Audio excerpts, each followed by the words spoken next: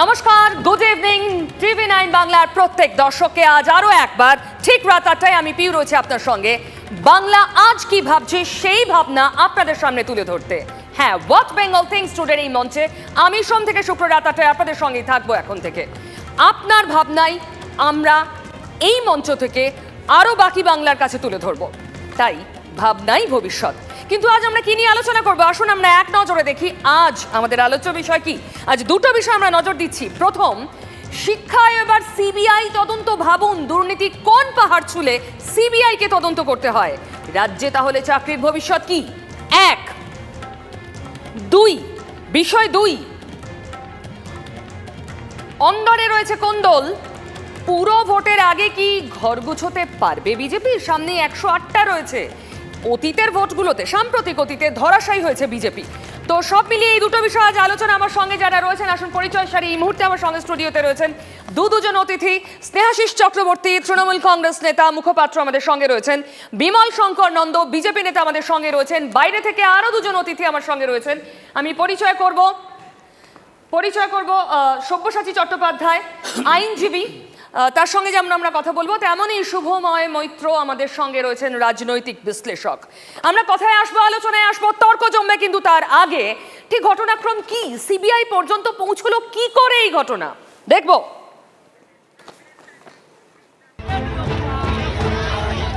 Group D আর group C দুর্নীতির অভিযোগের জাঁতাকলে আখেরে ভুক্তভোগী এসএসসি চাকরি প্রার্থীরাই। নিয়োগে দুর্নীতির অভিযোগে 350 গ্রুপ সি অশিক্ষক কর্মীর চাকরি বাতিল করে দিয়েছে কলকাতা হাইকোর্টের সিঙ্গল বেঞ্চ। ফেরাতে হবে আগের বেতনও। বিষয়টি দেখবেন জেলা স্কুল পরিদর্শক। নিয়োগ দুর্নীতি নিয়ে অনুসন্ধান করবে সিবিআই। এদিকে গ্রুপ ডি নিয়ে বেনজির সংঘাত বেঁধেছে হাইকোর্টের অন্দরেই।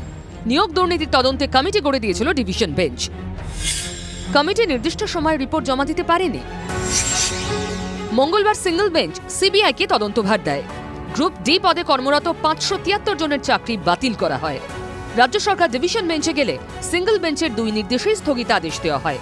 2 সপ্তাহ পর ডিভিশন বেঞ্চে শুনানির আগে সিঙ্গল বেঞ্চ মামলা শুনতে পারবে না। অর্থাৎ দুপুরে চাকরি নেই, বিকেলে আবার আছে। তীব্র অনিশ্চয়তায় ভুগছেন গ্রুপ ডি পদে কর্মরত 573 জন।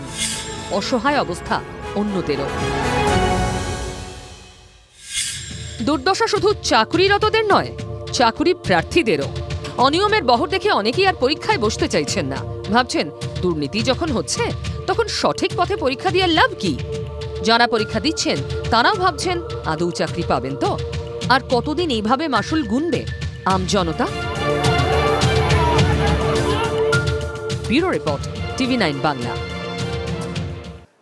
ঠিক এখান থেকেই স্নেহাশিস, তার 3টে টার্ম আপনারা রুল করছেন এই রাজ্যে, এত মানুষের সমর্থন পাচ্ছেন, শেষ পর্যন্ত দিনের শেষে তারা কি পাচ্ছে আপনাদের থেকে? না, বিষয়টা হচ্ছে যে এখন তো এটা কোর্টের অবজারভেশনের মধ্যে দিয়ে আছে এবং আমাদের রাজ্য সরকারের লয়ার যেটা বলার কোর্টে যা জবাব দেওয়ার সেটা সেখানে দেবে। এটা এ বিষয়ে আমার বলার নেই, কিন্তু আমার যেটা বলার সেটা হলো আমরা সরকারে আসার পর যতগুলো চাকরি সংক্রান্ত উদ্যোগ বা বিজ্ঞপ্তি করেছি এবং উদ্যোগ নিয়েছি, পরীক্ষা নিয়েছি, প্রতিটা ক্ষেত্রেই বিরোধী দলের পক্ষ থেকে ইন্ধনে অজস্র মামলা দিয়ে দেওয়া হচ্ছে। এতে এর ফলে একটাই হচ্ছে যে যা শিক্ষিত বেকার যুবকদের চাকরি পাওয়ার ক্ষেত্র সময়টা সংকুচিত হচ্ছে তাই নয়, ব্যাহত হচ্ছে তাই নয়, আমরা পরবর্তী বিজ্ঞপ্তিতে যেতে পারছি না, কারণ যেহেতু একটা আমরা কমপ্লিটই করতে পারছি না। তো এটা অনুচিত এবং আমাদের এখন তো কোর্ট দেখবে, তদন্ত হবে, সিবিআইকে দিয়েছে, তার আগে আমি তো ঠিক এখান থেকেই শুরু করছি। এমন একটা পর্যায়ে পৌঁছলো যখন নির্দিষ্ট সময়ের মধ্যে একটা রিপোর্ট পর্যন্ত জমা পড়ছে না, সিবিআই পর্যন্ত পৌঁছলো। এ তো কোর্ট ডিভিশন বেঞ্চ একটা কমিটি করে দিয়েছিল। এই বিষয়ে তো আমাদের বলার নেই কিছু। তারা সময় মতো রিপোর্ট দেয়নি, এখন সিবিআইকে দেওয়া হয়েছে, এবার তদন্ত হবে, তদন্তর পর যেটা বেরোবে তাই হবে। হ্যাঁ, কিন্তু তদন্তের উপর ভরসা করে আমাদের কথা হলো এই যে হাজার হাজার শয়ে শয়ে লক্ষ লক্ষ পরীক্ষার্থী, চাকরি প্রার্থীরা যারা ক্ষোভ বিক্ষোভ করছে তাদের আমি অন্যায় বা ভুল কোনোটাই দেখছি না। সত্যি তো পরীক্ষা দিয়ে চাকরি তারা পেতে চায় তাড়াতাড়ি, কিন্তু যারা কোর্টে থাকছে প্রতি মুহূর্তে, বিভিন্ন অজুহাতে কোর্টে হাইকোর্টে সবসময় বসে থাকছে বিরোধী দলের পক্ষ থেকে, বিশেষ করে সিপিএমের তো বিকাশবাবুকে সবসময় দেখা যায় কোর্টে। এই যে চাকরি যাতে এই সরকারের আমলে না হয়, এর জন্য একটা বড় ধরনের চক্রান্ত কিন্তু বিরোধীরা করেই চলেছে। মানে এটা বিরোধী চক্রান্ত, বিলম্বিত করার চক্রান্ত। সব্যসাচী, দেখুন, প্রথমত আমি একটা কথা বলি, স্নেহাশিস বাবু খুব সম্মানীয় ব্যক্তি, শ্রদ্ধেয় ব্যক্তি, তিনি এই কথাটা বলছেন। তার মনে রাখা উচিত, আদালতে যখন কোনো আইনজীবী, যার নাম বললেন বিকাশবাবু, তিনি একজন আইনজীবী হিসেবে যে সমস্ত মামলায় অ্যাপিয়ার করেন, সেই মামলাগুলো ফাইল করেন কিন্তু চাকরি প্রার্থীরা। এ কথা ভুলে গেলে চলবে না। চাকরি প্রার্থীদের যদি তাদের কোনো ডিসপিউট না থাকতো, তাহলে এই প্রশ্নগুলো উঠতো না। এখন এই যে মামলায় সিবিআইয়ের অর্ডার এবং তারপর ডিভিশন বেঞ্চের স্থগিতাদেশ, যেহেতু এই মামলাটির শুনানি চলছে, আমি কোনো মন্তব্য করব না।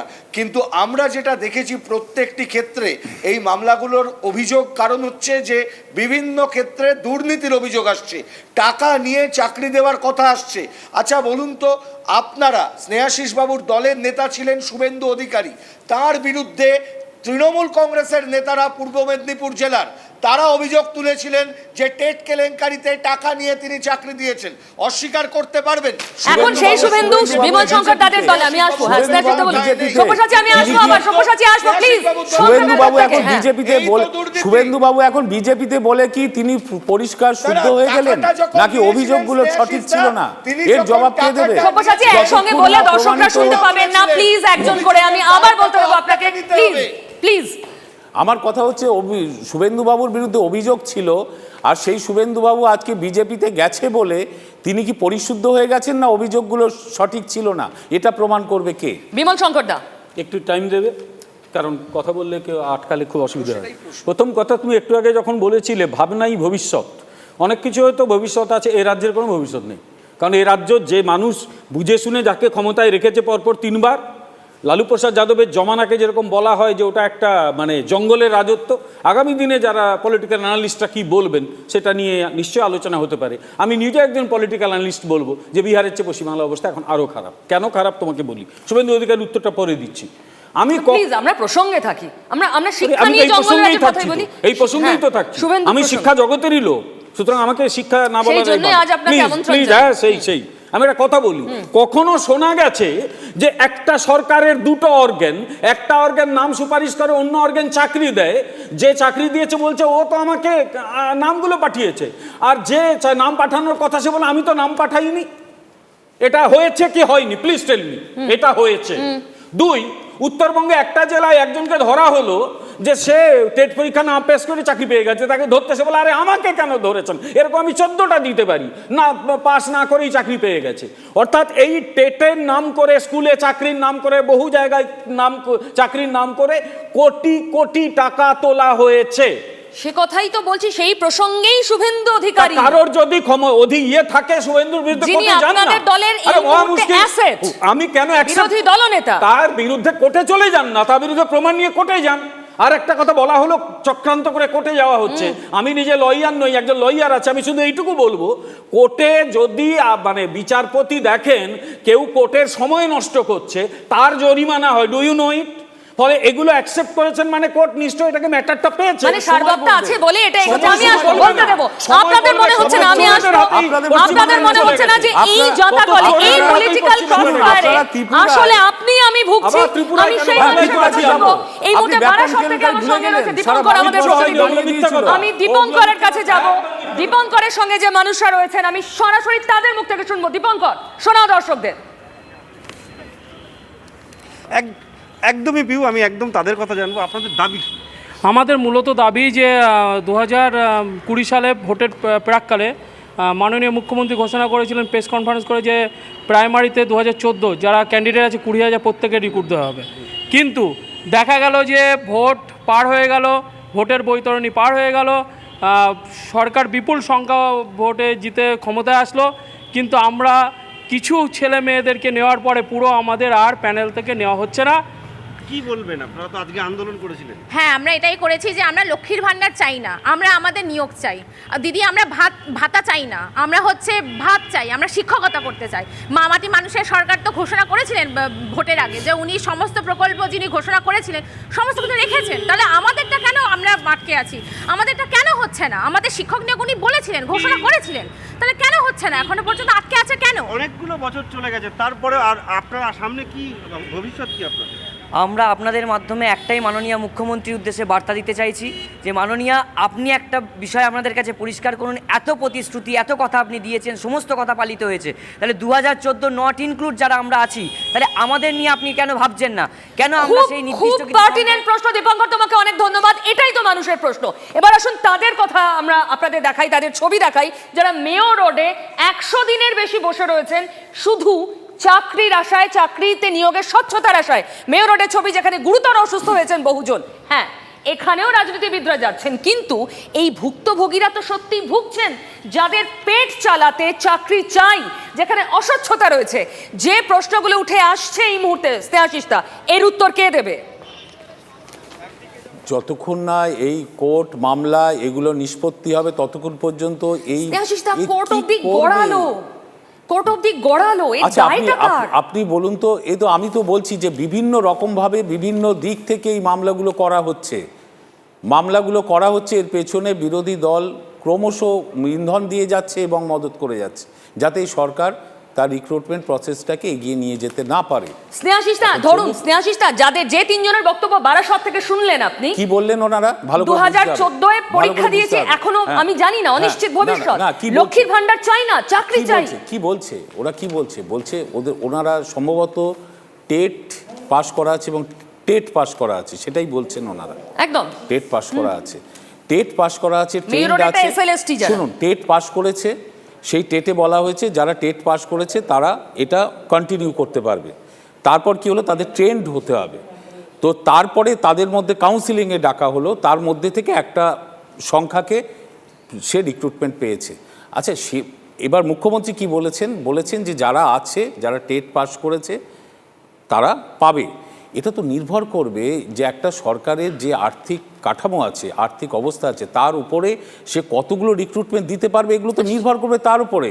এখন বেকার সংখ্যা যা আছে, সবাই যদি বলে আমার চাকরি চাই, এখন অবশ্যই মুখ্যমন্ত্রী যখন বলেছে এর সমাধান হয়ে যাবে, অবশ্যই ধৈর্য ধরতে হবে এবং এর সমাধান হবে। আমি তো বলছি, মুখ্যমন্ত্রীর বক্তব্য আমরা একাধিকবার শুনিয়েছি। আমরা তৎকালীন শিক্ষামন্ত্রী টেটের সময় তীব্র অসন্তোষের পার্থ চট্টোপাধ্যায়ের বক্তব্য একটু পরে শোনাবো, কিন্তু প্রশ্ন হচ্ছে আশ্বাস আছে, বাস্তবটা কি?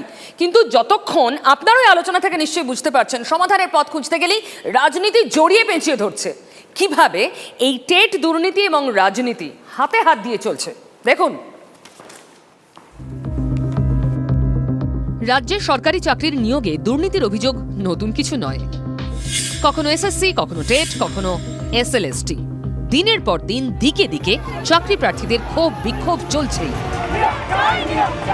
আর এই পরিস্থিতির জন্য রাজ্য সরকারই দায়ী, অভিযোগ বিরোধীদের। রাজ্যসভার সিপিআইএম সাংসদ বিকাশ রঞ্জন ভট্টাচার্যের প্রশ্ন, দুর্নীতিকারীদের পক্ষ নিয়ে আদালতে কেন রাজ্য সরকার? প্রত্যেকটা নিয়োগ দুর্নীতির সঙ্গে যুক্ত এবং এই প্রত্যেকটা বেআইনি নিয়োগের পেছনে টাকার খেলা। এক একটা নিয়োগে 10 লাখ 15 লাখ টাকা করে তা নিয়েছেন।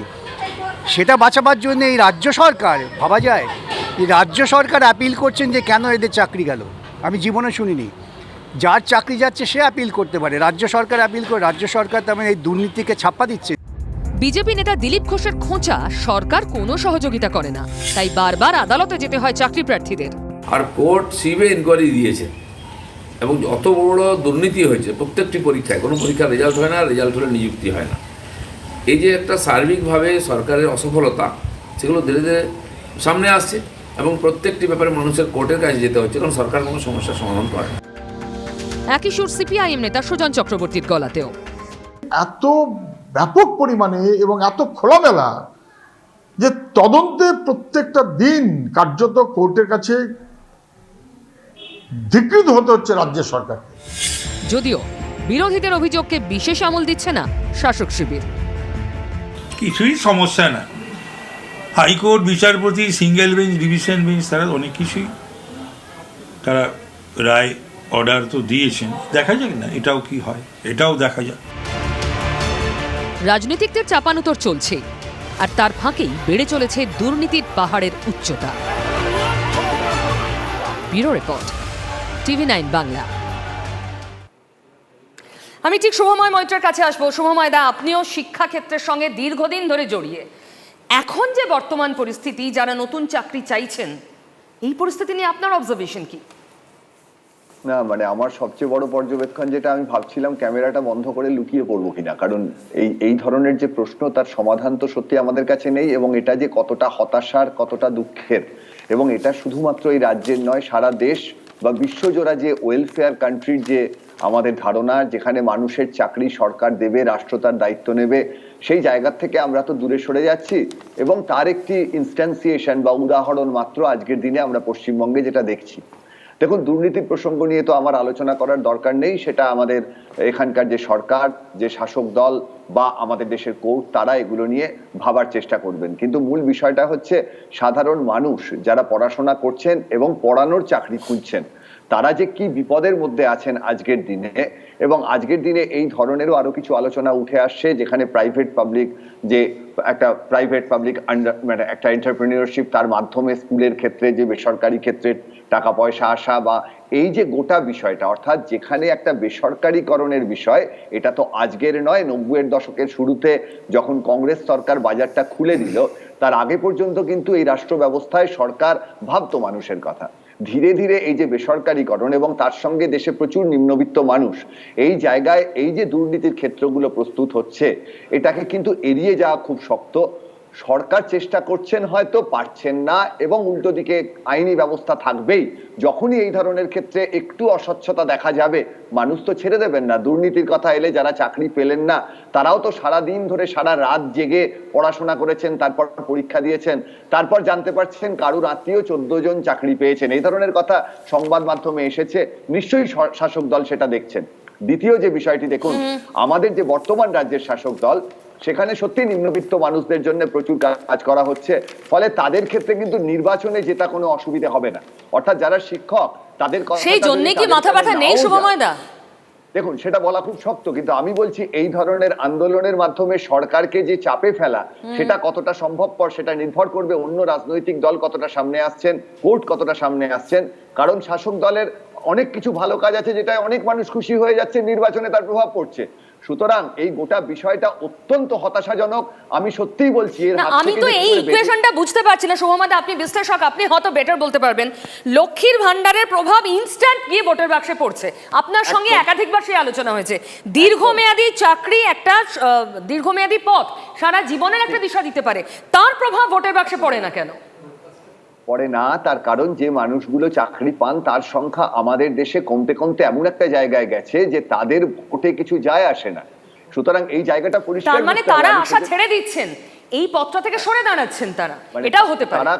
মানে এটা খুব হতাশাব্যঞ্জক একটা পরিস্থিতি, কোনো সন্দেহ নেই, কোনো সন্দেহ। আমি কিছু ডেটা দিই শুভময় দা, আমি আবার আসবো আমার দর্শকদের জন্য। আমি কয়েকটা তথ্য একটু যদি আমরা পিছন দিকে দেখি, খুব বেশি পিছনে যেতে হবে না, আসুন দেখি এসএসসি নিয়োগে বিতর্কগুলো কি একবার স্মরণ করি আমরা। পঞ্চম থেকে দ্বাদশ যদি দেখি, তাহলে দেখবো 2013-এ কম্বাইন্ড মেরিট প্যানেলের র্যাঙ্ক টপকে নিয়োগের অভিযোগ। পঞ্চম থেকে দ্বাদশে নিয়োগ সংক্রান্ত সব মামলা শুনানি সুপ্রিম কোর্টে। কোথায় জট, কি কি অভিযোগ, আসুন এক নজরে। এরপর আমরা দেখব নবম থেকে দ্বাদশ 2016 নবম থেকে দ্বাদশ শ্রেণী নিয়োগেও অনিয়মের অভিযোগ রয়েছে। এসএসসি নিয়োগে আরও বিতর্ক, নবম থেকে দ্বাদশ নিয়োগ সংক্রান্ত মামলাগুলি হাইকোর্টের বিচারাধীন, অর্থাৎ সবটাই আইনের জটে রয়েছে এখন অবধি। আসুন এরপর আমরা দেখি উচ্চ প্রাথমিকে কি রয়েছে। মন্ত্রী পরেশ অধিকারীর কন্যা অঙ্কিতা নিয়োগে অনিয়মের অভিযোগ রয়েছে নবম থেকে দ্বাদশে। এরপর আমরা দেখব উচ্চ প্রাথমিক আপার প্রাইমারি নিয়োগের শুরুতেই প্রশিক্ষিত অপ্রশিক্ষিত বিতর্কে মামলা হয়েছে। 2019 অপ্রশিক্ষিত নিয়োগ বিতর্কে হাইকোর্টে 2032টি মামলা হয়েছে।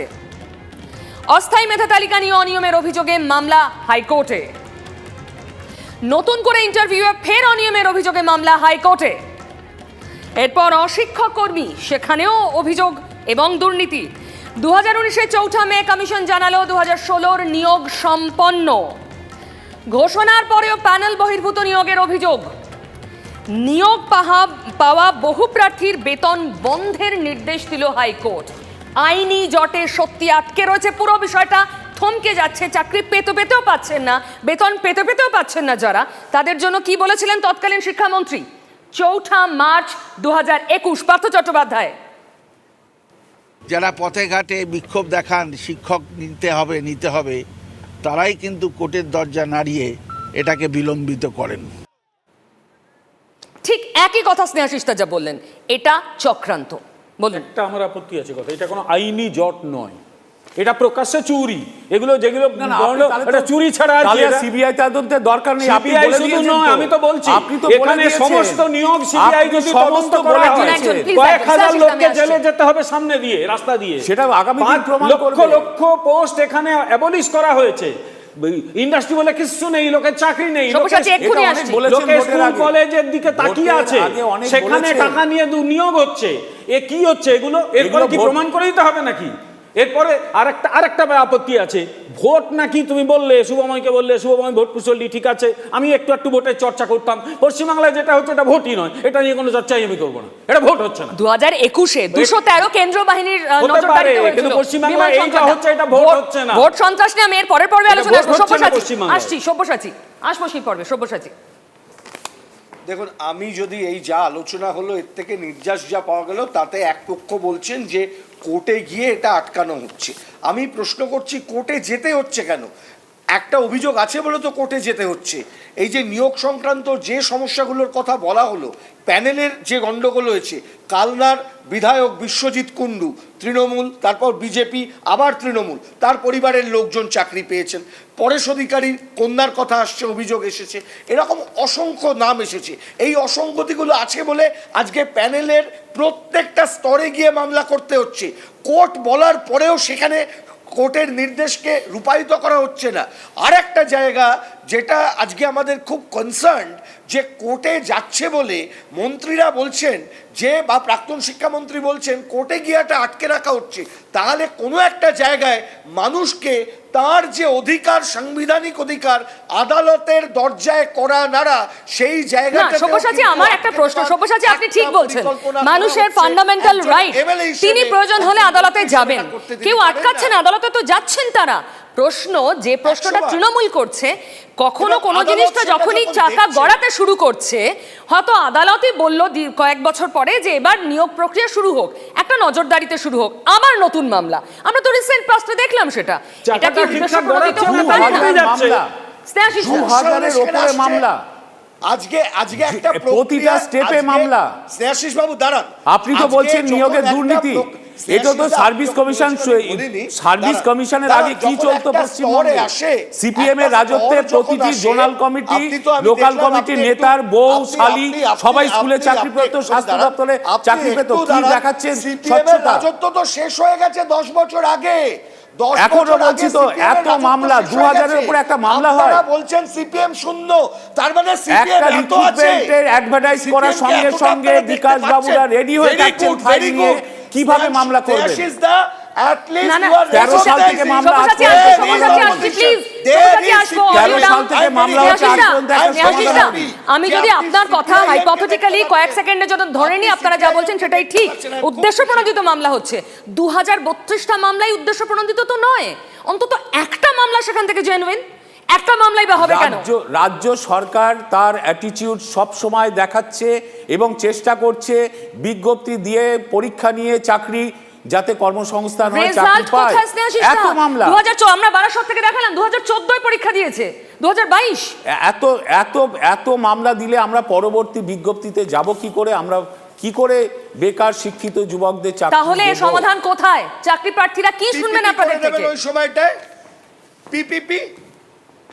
পিপিপি মডেল করবেন, ওটাই কাজ, ওটাই সমাধান। পিপিপি মডেল নিয়ে আমরা পরে আলোচনা করব। একটু আগে শুভেন্দু অধিকারীর প্রসঙ্গ আসছিল না, শুনুন। আজ রাজ্যের বিরোধী দলনেতা শুভেন্দু অধিকারী, যার বিরুদ্ধে অভিযোগ করলেন সব্যসাচী, আমাদের আজকের মাননীয় অতিথি, যে একসময় দুর্নীতিতে, এই টেট দুর্নীতিতে যার নাম জড়িয়েছিল, শুনবো কি বলছেন আজ। পশ্চিমবঙ্গ সরকার চাকরি দিতে চায় না। এই সরকার আমলে 10 লক্ষের বেশি পোস্ট ফাঁকা পড়ে আছে। এই সরকার, মমতা ব্যানার্জির সরকার 5 লক্ষ পার্মানেন্ট পোস্ট অ্যাবলিশ করেছেন। তার বদলে 30,000 কন্ট্রাকচুয়াল চাকরি দিয়েছেন, গোটা রাজ্যটাকে শেষ করেছেন। তাই ভাতা, ভিক্ষা, ভর্তুকিতে রাজ্যটাকে শেষ করেছেন। স্নেহাশিসদা, না না, ওনার বিরুদ্ধে যে অভিযোগগুলো ছিল টেটের শিক্ষক নিয়োগের দুর্নীতি করে, সেটা সত্য না মিথ্যে? আজকে উনি আজকে বিজেপির নেতা, ওটা সেটা সত্য ছিল না, আজকে উনি যেটা বলছেন সেটা মিথ্যে। এর প্রমাণ কি হবে? এটা বিচার করবে কে? আজকে পশ্চিমবঙ্গে কর্মসংস্থানে ছিল স্নেহাশিসদা, আপনারা কোনো ব্যবস্থা নেননি কেন? আপনাদের দলে ছিলেন বলে? উনি বিজেপিতে গিয়ে শুদ্ধ হয়ে গেলেন কি করে? আজ আপনারা বলছেন কি করে? আজকে ওনার মুখে এসব মানায় নাকি? আজকে সিপিএম বিজেপি ত্রিপুরায় 10,300 শিক্ষকের জীবনটাকে নিয়ে ছিনিমিনি খেললো। সেই সময় সুজনবাবুরা কি বলছেন? সেই সময় কি কোথায় ছিলেন আপনারা? কেন মুখ খোলেননি শুভেন্দুর বিরুদ্ধে? প্যানেলটার কি হয়েছে আপনি জানেন তো? শুনুন, আজ পর্যন্ত 13 সাল থেকে মামলা চলছে, আজ পর্যন্ত কিন্তু একটাও ফয়সালা হয়নি। তদন্ত চলছে, মামলা চলছে। এবার এই নিয়ে তো আমাদের বক্তব্য রাখতে পারবো না, ওনারা বলে দিতে পারবেন সব চুরি হয়েছে, দুর্নীতি হয়েছে, কারণ ওরা কোর্টের উপরে সব কিছুর উপরে, কিন্তু মানুষের কাছে ওনারা নেই। আমি একটা কথা বলি, আমি যদি আজকে বলি স্নেহাশিস বাবু টেট নিয়ে টাকা নিয়েছেন, আপনার আপনি প্রমাণ করুন, আপনি বলবেন তো? আমাকে তো প্রমাণ করে কথা বলতে হবে। আমি তো বলছি তো, আমি যদি তাহলে আপনারা শুভেন্দু অধিকারীর বিরুদ্ধে প্রমাণ নিয়ে যান, মিথ্যে কথা না বলে। তার সঙ্গে পারছেন না দৌড়াতে রাস্তায়। শুভেন্দু অধিকারী যদি ক্লিয়ার হয়ে থাকে তাহলে তৃণমূলের মিথ্যে কথা বলছেন, শুভেন্দুর কাছে পরাজয়টাকে মেনে নিতে পারেননি, প্রমাণ করুন, কোর্টে গিয়ে প্রমাণ করুন, আমি মেনে নেব। শুভেন্দু অধিকারীর বিরুদ্ধে কোর্টে তো তদন্ত চলছে, নিশ্চয়ই একটা না একটা নিষ্পত্তি একদিন না একদিন হবে। এই লজিক আমি মানব না, হাওয়ায় কথা বলে কিচ্ছু হয় না। কোর্ট তো এখানে দীর্ঘসূত্রিতায় চলে, কথা বলে কিচ্ছু হয় না এগুলো। আপনি কিন্তু কোর্টে মামলা বিচারাধীন, তার একটা ফয়সালা নিশ্চয়ই হবে। জানেন, সব্যসাচীকে একটা কথা জানেন, 2009 সালে জলপাইগুড়িতে এক পার্টি নেতার গোটা ফ্যামিলি চাকরি পেয়েছিল, সিপিএম এর নেতার, ওরাও এই কাজটি করেছিল প্রাইমারিতে। সুতরাং ওরা সাধু পুরুষ নয়। মানে বিজেপি বলছে এটা পরম্পরা চলছে, তৃণমূল বলছে বিজেপি আসলে বিজেপি এবং সিপিএম দিয়ে এত মামলা করছে, জবরদস্তি এটাকে বিলম্বিত করছে। কাজে আমার হাতে সময় নেই, আমি আর এই পর্বে কথা বলতে দিতে পারছি না। আমাদের উদ্দেশ্য ছিল আপনার ভাবনা এই মঞ্চ থেকে তুলে ধরা, সেই কাজটা আজ আমরা করলাম, বাস্তবটা তুলে ধরলাম। নিশ্চয়ই আপনারা বুঝতে পারছেন ভবিষ্যৎ এতটাই অনিশ্চিত, কারণ রাজনীতির জটে আটকে রয়েছে এবং তার সঙ্গে রয়েছে আইনি লড়াই। সব মিলিয়ে আজ এই বাস্তবটা তুলে ধরার পর অন্য একটা বাস্তবের দিকে আপনাদের দৃষ্টি আকর্ষণ করি, এবং যে বাস্তবটা হলো ভোট সন্ত্রাস। একটু আগেই বলছিলেন বিমল বাবু, ভোট সন্ত্রাসের অভিযোগ করে আসলে সাংগঠনিক দুর্বল থেকে দুর্বলতর হয়ে যাওয়া চেহারাটা কি ঢাকতে চাইছে বিজেপি?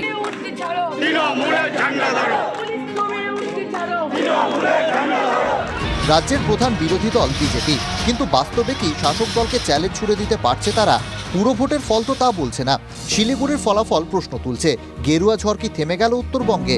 শক্ত ঘাঁটি আসানসোলেও ভরাডুবি, আর বিধাননগর চন্দননগরে তো খাতাই খুলতে পারেনি পদ্ম শিবির। এই বিপর্যয় কেন? নিজেদেরকে বিরোধী দলের দাবি করার পরও গত বিধানসভা নির্বাচনের পর রাজ্য জুড়ে কার্যত তাদের কোনো আন্দোলন নেই। দলীয় কর্মীরা হতাশ, বহু কর্মী এখনও ঘর ছাড়া, অথচ দলীয় কোন্দল প্রকাশ্যে বাড়ছে। তারই বোধহয় প্রভাব পড়ছে এই সমস্ত পৌর নির্বাচনগুলোতে।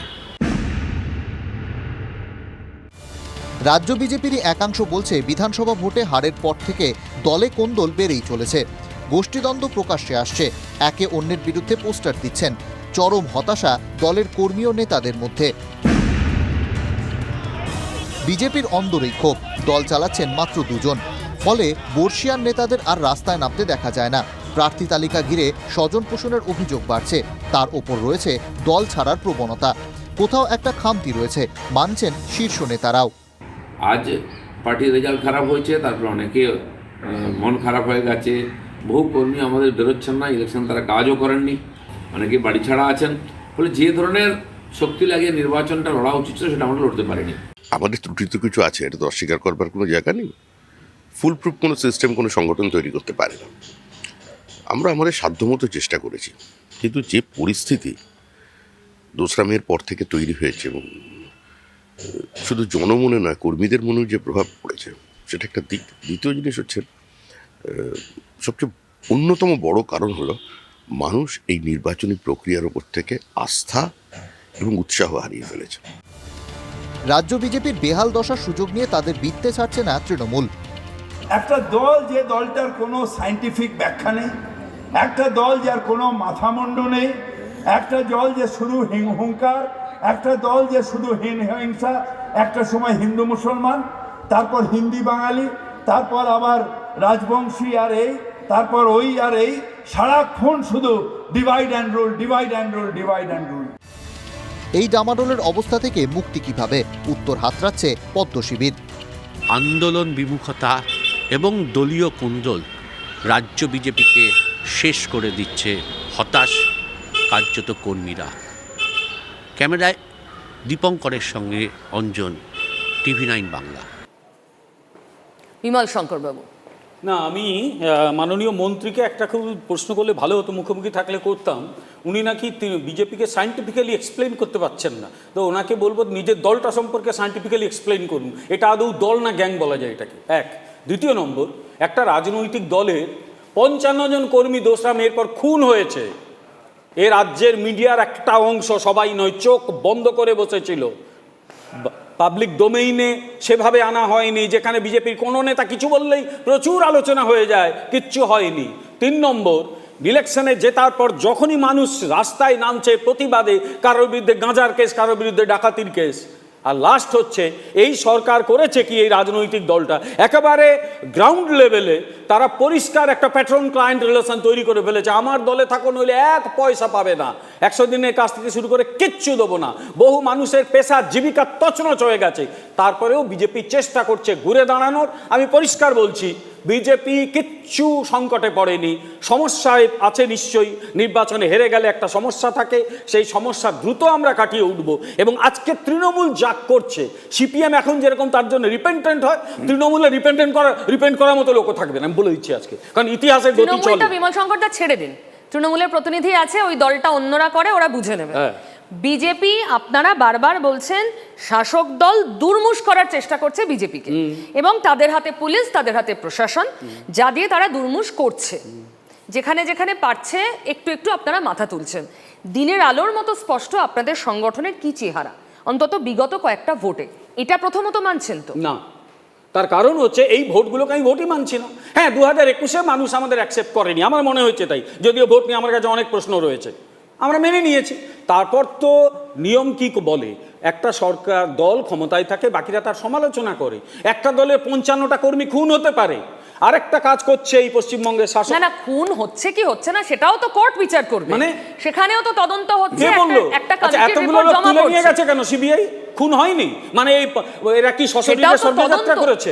এখনো তো রায় বেরোয়নি, রায় না বেরোয়, যতক্ষণ না বেরোচ্ছে সেটা বিচারাধীন। আমার এখানে আপত্তি আছে, 55টা লোক মার্ডার হয়েছে কি হয়নি, 55টা লোক মার্ডার হয়েছে কি হয়নি, কে মেরেছে অন্য কথা, 55টা না, এটা যখন কোর্টে আছে আপনার এই প্রশ্নের উত্তর আমরা কেউ দিতে পারবো না। কেউ দিতে হবে না, মারা গেছে কি যায়নি কোর্ট বলবে, মারা গেছে কি যায়নি, এটা আপনাদের অভিযোগ, এখনো অবধি আপনাদের অভিযোগ। যেখানে এতগুলো মানুষের মৃত্যু ঘটে, সে তার কি রিয়াকশন হয় সমাজের উপর মনে পড়ে না, মনে হচ্ছে না।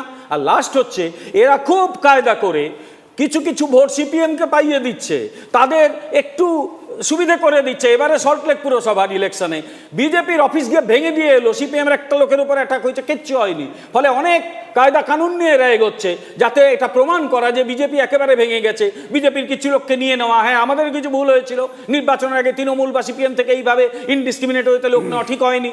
কিন্তু তারপরে এখন ওরা যেটা করছে, খুব মানে পলিসি নিয়ে চলছে, দেখানোর চেষ্টা হচ্ছে যে বিজেপি এখানে শেষ হয়ে গেছে, আমরাই রইলাম, কিছুটা কংগ্রেস, কিছুটা সিপিএম, কিছুটা অল্প বিজেপি, এইটা প্রমাণের চেষ্টা করছে। আপনি এই সময় এই স্টুডিওতে বসে আছেন, এই স্টুডিওতে বসে আছেন সেক্টর 5-এ সিথির মোড়ের কাছে একটি বাড়িতে আপনাদের দলের কিছু নেতা, যারা এখনো বিজেপি কি বিজেপি নয় এটা আমাদেরও প্রশ্ন, তারা গেট টুগেদার করছেন, যেখানে অন্যতম নাম শান্তনু ঠাকুর। সেটা আপনারাও নিশ্চয়ই অবহিত, হয়তো আমি বললাম দর্শকদেরও জানানোর জন্য। সুতরাং বিক্ষুব্ধ একটা প্যারালাল গোষ্ঠী চলছে। বিজেপি কি করছে? কোন দলে সাময়িক সাসপেনশন, তার বাইরে কি করছে বিজেপি? কোন দলে কেউ গেট টুগেদার করলে তাকে সাসপেন্ড করা হবে, এটা সিপিএম। তারা গেট টুগেদার করছে, যারা আলাদা করে পিকনিক করে, তারা গেট টুগেদার করছে, যারা আপনাদের বিরুদ্ধে প্রকাশ্যে বলে টুইট মালব্য, যারা আপনাদের বিরুদ্ধে প্রকাশ্যে বলে ফেসবুক চক্রবর্তী, যারা এগুলো সোশ্যাল মিডিয়া যারা চক্রবর্তী, এগুলো তারা বলেছে পার্টি তাদের বিরুদ্ধে ব্যবস্থা নিয়েছে, কিন্তু আমরা তো ওই কি ব্যবস্থা? তাদের সাসপেন্ড করা হয়েছে। তথাগত রায় আপনাদের পার্টির এত গুরুত্বপূর্ণ মেম্বার, রাজ্য সভাপতি, গভর্নর করা হলো যাকে, তো কি হয়েছে? তার বিরুদ্ধে কি করলেন আপনারা? দিনের পর দিন সোশ্যাল মিডিয়ায় বোমা ফাটাচ্ছেন। না, কিচ্ছু বোমা ফাটাচ্ছে না, ও সব মিডিয়াগুলো নিয়ে লাফালাফি করছে। এমন কিছু বোমা উনি পাঠাচ্ছেন না, এমন কিছু বোমা পাঠাচ্ছেন। আপনি কি বলছেন? আমি বলছি টাকা এবং নারীর বিনিময় টিকিট পেয়েছে এই 2021 নির্বাচনে। আমি জানি না, মানে আমার ধারণা স্নেহাশিসটা আপনিও ভুলে যাননি, আপনিও বলেননি, বিমল সংকটটা মানতে পারছেন না। না মানবো কেন? সেটা বলুন। কেন মানবো? এখন স্বীকার করাতে চাপ আছে, সিগনিফিক্যান্ট এখানে মানতে যাব কেন? কিন্তু এই গন্ডগোলগুলো সব সেকেন্ডারি, আসলে তৃণমূল দুর্মুষ করছে আপনাদের। সে তো করছেই। না না, স্নেহাশিসটা বিমলবাবু তর্কের জন্য তর্ক করতেই পারে। আসলে ব্যাপারটা হচ্ছে বিজেপি নিজেকে নিজেদের একটা আলাদা স্বতন্ত্র দর্শন আছে এটা বলে, কিন্তু আদপে হচ্ছে দলটা একটা ক্ষমতালোলুপ রাজনৈতিক দল, এবং সেই ক্ষমতার জন্য তারা যে কোনো পন্থা অবলম্বন করতে পারে, সেটা সমাজ ভাঙন হোক আর যাই হোক। এই কারণে বিজেপির ভেতরেও ক্ষমতার জন্য এত লড়াই এবং আভ্যন্তরীণ এত দ্বন্দ্বে দীর্ণ হয়ে রয়েছে বিজেপি। আজকে বিমলবাবু ভোটের কথা বলছেন, আমাদের দেশ তো গণতান্ত্রিক দেশ এবং আমরা সবাই বলি যে জনগণই শেষ কথা বলবে। যে দল 2,88,00,000 ভোট পেয়ে বিধানসভায় যেতে এবং স্বাধীনতার পর পশ্চিমবঙ্গে একক দল হিসেবে সবথেকে বেশি ভোট হচ্ছে, এটাই অত কেন্দ্রীয় বাহিনী দেওয়ার পর আপনি সেটাকে অস্বীকার করেন কেমন করে? আপনি তো বলছেন যেগুলো ভোট নয়, দ্বিতীয় পরে আমি ভোট নয় বলেছি। এরপরে ওই ভোট নিয়ে আমার অনেক প্রশ্ন আছে, কিন্তু আমি রায় মেনে নিয়েছি। কিন্তু তারপর যা আপনারা করেছেন এটাকে ভোট বলে? আপনারাই বলুন না এটাকে ভোট বলে। হ্যাঁ, আমি বলছি সেটা। আজকে 226টা আসনে ওয়ার্ডে ভোট হলো, এই যে কর্পোরেশনের ভোট। আজকে সোশ্যাল মিডিয়ার যুগ এবং স্মার্টফোন মানুষের হাতে হাতে, এতগুলো টিভি চ্যানেল। একটা গ্রামের মধ্যে কোনো ঘটনা ঘটলে একজন ফোনে সেটা ছবি তোলে, সঙ্গে সঙ্গে বিভিন্ন টিভি চ্যানেলে দেখাতে থাকে। সেই অবস্থার মধ্যে 226টা ওয়ার্ডের মধ্যে সারাদিন ধরে যে কটা টিভি চ্যানেল ছিল, কটা ওয়ার্ডে আপনি দেখাতে পেরেছেন? আজকে যদি একটা ওয়ার্ডে হয় স্নেহাশিসটা, আমি চারটে তো অলরেডি ভোটের আগে জিতে গেছেন, তার মধ্যে দুটো সেই বীরভূম 2018 যে বীরভূম রেকর্ড করেছে। আমার সঙ্গে নতুন অতিথি আছেন রিতেশ তিওয়ারি, যিনি বিক্ষোভ প্রকাশ করেছেন। প্রকাশ আমি আসবো রিতেশের কাছে, তার আগে শুভময়দা, রিতেশের কাছে আমি আসি। শুভময়দা, খুব সংক্ষেপে, এতক্ষণ যে আলোচনা আপনি শুনলেন, গণতন্ত্রের জন্য এটা খুব শুভ লক্ষণ বলে মনে হয়?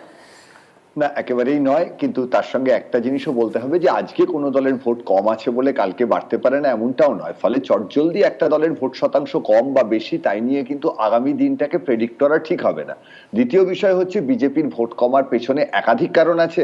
সেই কারণগুলো নিয়ে নিশ্চয়ই বিজেপি দলের মধ্যে অনেক দায়িত্বশীল লোক আছেন, তারা নিশ্চয়ই কারণ নির্ধারণ করছেন। তবে মূল যে বিষয়টা সেটা হচ্ছে তারা কিন্তু বিধানসভা ভোটে এমন কিছু খারাপ ফল করেননি যার জন্য তাদের ভোট এইভাবে কমে যাচ্ছে।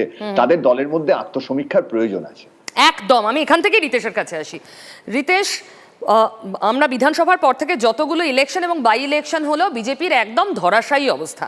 বিজেপি বারবার দাবি করছে এটা ভোট সন্ত্রাস, তৃণমূল দুর্মুষ করছে পুলিশ প্রশাসনকে দিয়ে কাজে লাগিয়ে। তোমার কি মনে হয় এটাই একমাত্র কারণ, নাকি দলের অভ্যন্তরীণ কোনো সমস্যা আছে? না, এটাকে দুটো ভাগে দেখার প্রয়োজনীয়তা আছে। এক, যেটা সমস্ত টিভি চ্যানেল, সেখানে তৃণমূল কংগ্রেস 213টা আসন জয়লাভ করেছে। প্রায় 50% ভোট তৃণমূল জন্মের পরে এই 2021 বিধানসভায় পেয়েছে। তারপরে তারা কলকাতা কর্পোরেশন জিতেছে, 7টা বিধানসভার উপনির্বাচন জিতেছে। এই নির্বাচনটায় তৃণমূল কংগ্রেস তো দেখতেই পারতো তাদের মানুষের কাছে তারা কতটা গ্রহণযোগ্য। তাদের এত বড় ম্যান্ডেট ছিল, তারপরেও বিভিন্ন জায়গায় আমরা দেখলাম আনকনটেস্টেড নির্বাচন। তো এই যে আনকনটেস্ট নির্বাচনের যে প্রবণতা পশ্চিমবঙ্গে শুরু হয়েছে, এটা কোনোভাবে অস্বীকার করা যায় না। না রিতেশ, আমি একটু আপনার কথা মনে করেই আপনাকে বলি, আপনি এবং জয়প্রকাশ দা যেদিন কম্বাইন্ড প্রেস কনফারেন্স করলেন, আপনারা বললেন মমতার দল মেসির দল, তার সঙ্গে এটে উঠবে, পেরে উঠবে বিজেপির। এখন সেই অবস্থা নেই, এখন যারা দল চালাচ্ছে। আপনি এখনো সেই মতে স্টিক করছেন? না, আমি এই মতের সাথে একমত নয়। সেদিনকে জয়দা বলেছিলেন, আমি সেই ফুটেজ যদি আপনারা দেখেন, আমি সেখানেই বলেছিলাম। জয়দা একটা অবজারভেশন শেয়ার করেছে, কিন্তু আজকের প্রেস কনফারেন্সের বিষয়বস্তু এটা ছিল না। এক। 2 নম্বর বিষয়টা, আমি দলের মধ্যে যে বিষয়টা আছে সেটা আমি বলবো, কিন্তু এটা কোনোভাবে অস্বীকার করা যাবে না যে আসানসোল পুর নির্বাচনে আমরা গুলি চলতে দেখেছি, প্রার্থী অপহরণ দেখেছি, মহিলা প্রার্থীকে লাঞ্ছিত করা হচ্ছে সেটা দেখেছি, প্রার্থীর মাথা ফাটানো হয়েছে, এগুলো ভিজুয়ালস আছে। এটা রিতেশ তিওয়ারি বলছে এমনটা নয়। এরপরে বিজেপির ভেতরে যেটা হয়েছে, বিজেপির মধ্যে যারা একদম নতুন একটি কমিটি তৈরি করা হয়েছে, বহু লোক যারা নির্বাচন করতেন, নির্বাচন বুঝতেন, তারা এই মুহূর্তে এই কমিটিতে নেই, সেটা একটা বিষয়। কিন্তু ওই বিষয়টার জন্যেই যে টোটাল ভোট ফল করেছে সেটা নয়। আমি আবারও মনে করি তৃণমূল কংগ্রেসের কাছে, মানুষের কাছে বলার একটা সুযোগ ছিল, একটা অবাধ এবং শান্তিপূর্ণ নির্বাচন তারা করিয়ে এটা প্রমাণ করতে পারতেন যে দেখুন আমরা অবাধ এবং শান্তিপূর্ণ নির্বাচন। কিন্তু বিজেপি ঠেকাতে পারছে না, বিজেপি দুর্বল সংগঠনে, তারা ঠেকাতে পারছে না তৃণমূলকে, এটা মানছেন আপনি? পিয়ুষ, 2রা মের পর যেভাবে সন্ত্রাস হয়েছে সবাই দেখেছে।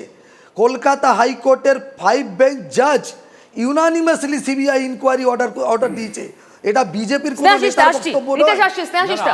এটাকে অস্বীকার করা যায় না। আসানসোলের উদাহরণ দিচ্ছেন, শিলিগুড়িতে 50% ভোট 21 সালে পেল বিজেপি, সেটা 24%-এ নেমে এলো। এই ভোটগুলো এতটা ডাউন হলো কিসের জন্য? শিলিগুড়ির নির্বাচন কি বলছে? আসলে বিজেপিতে যে ভোটটা সিপিএম থেকে গেছে সেটা ধরে রাখার ক্ষমতা বিজেপির এখন নেই। আর 2 নম্বর হচ্ছে তৃণমূলের যে জনমুখী প্রকল্প, এগুলোর প্রতি মানুষের আস্থা।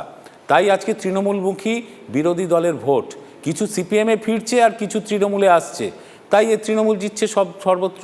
বিক্ষিপ্তভাবে কয়েকটা ওয়ার্ডের গণ্ডগোল দেখিয়ে, যদিও সেখানে বিরোধীদের প্ররোচনা ছিল, তাই দিয়ে কিন্তু সার্বিক বিচার হয় না। এটা সত্যকে এড়িয়ে যাওয়া হচ্ছে। চমৎকার কথা পিউ। কলকাতা পুরসভার ভোটে একজন প্রার্থীকে তার জামা কাপড় খুলে উলঙ্গ করে সবার সামনে পেটানো হচ্ছে। সে হাত জোড় করে বলছে আমার জামা কাপড়টা দিন আমাকে। পশ্চিমবাংলায় একটা আমাকে দেখিয়ে দাও, যদি অন্তত সিপিএম ওই কাজ করেছে, আমাকে লাইনটা শেষ করতে দাও, আমাকে এই লাইনটা শেষ করতে দিন। যদি এগুলো না হতো বিজেপি কি রেজাল্ট করত? এটা না হলে কলকাতা পুর বোর্ড বিজেপির দখলে যেত। আমি আবার চ্যালেঞ্জ করে বলছি, এটা না করে দেখা তৃণমূল কেন্দ্রীয় বাহিনী নিয়ে ভোটটা করা। এই ঘটনা ঘটলে রিতেশ, আমার একদম স্ট্রেট কোশ্চেন, বিজেপি কি সাংগঠনিকভাবে ততটা শক্তিশালী জায়গায় রয়েছে যেখানে তৃণমূলকে আপনাদের কথায় কোট আনকোট এই সন্ত্রাসকে আটকাতে পারে? দেখুন, বিজেপির যা সাংগঠনিক ক্ষমতা রয়েছে সেটা আমরা হয়তো আরও ভালো করতে পারতাম। সেটা না করার একটা কারণ সন্ত্রাস, দ্বিতীয় কারণ হচ্ছে কলকাতা পুরসভা, 7টা বিধানসভা নির্বাচন এবং বাকি এই পুরসভা কর্পোরেশনের নির্বাচনগুলোতে বিজেপিকে সাংগঠনিকভাবে যেভাবে লড়াই করা উচিত ছিল সেভাবে বিজেপি লড়াই করতে পারেনি, এটা সত্য। আর একটা কথা, তার কারণ নির্বাচন হবে এটা আমরা জানতাম। এবার বিধাননগর নির্বাচনে পার্টির সিনিয়র লিডার শ্রমিক ভট্টাচার্য, সায়ন্তন বসু, সুশান্ত পাল সহ আরও অনেকে ছিলেন। সেখানে নির্বাচন পরিচালনার দায়িত্ব দেওয়া হলো একজন চাকদা থেকে জিতে এসছেন তাকে। দেখুন, এই সব ত্রুটি বিচ্যুতি ছিল, এটা অস্বীকার করা যায় না। কিন্তু বিজেপির সাংগঠনিক যে সমস্যা, সে সমস্যার কারণ এক ব্যক্তি আছেন, এটা ভিন্ন কথা। কিন্তু সেটার জন্যেই হয়তো কিছু ক্ষতি হয়েছে, কিন্তু সল্ট লেকে যেভাবে ছাপ্পা ভোট চলছে সবাই দেখেছেন। যেহেতু সময় নেই, তোমাকে খানিকটা দেরিতে পেলাম, আমি আর সময় দিতে পারছি না। অনেক ধন্যবাদ শুভময় দা, বিমল শঙ্কর দাস, স্নেহাশিস দা, প্রত্যেককে অনেক ধন্যবাদ। রিতেশের কথায় স্পষ্ট, দলের মধ্যে বিচ্যুতি রয়েছে, সাংগঠনিক দুর্বলতা রয়েছে, এটা মানতে, এটা স্বীকার করতে কোথাও কোনো দ্বিধা নেই। তবুও তৃণমূলের দিকে আঙুল তুলছে বিজেপি। আগামী 27 তারিখ রয়েছে 108টার নির্বাচন পুরসভায়। পারবে বিজেপি ঘর গোছাতে? আমরা নজর রাখবো। আর এই প্রশ্নই শেষ করছি আজ হোয়াট বেঙ্গল থিংস টুডে। ভাবনাই ভবিষ্যৎ, ভাবতে থাকুন আর শেয়ার করুন আমাদের সঙ্গে। সোম থেকে শুক্র রাত 8টায় আমি থাকবো আপনাদের সঙ্গে এই মঞ্চে। TV9 বাংলার সঙ্গে থাকুন আপনারা।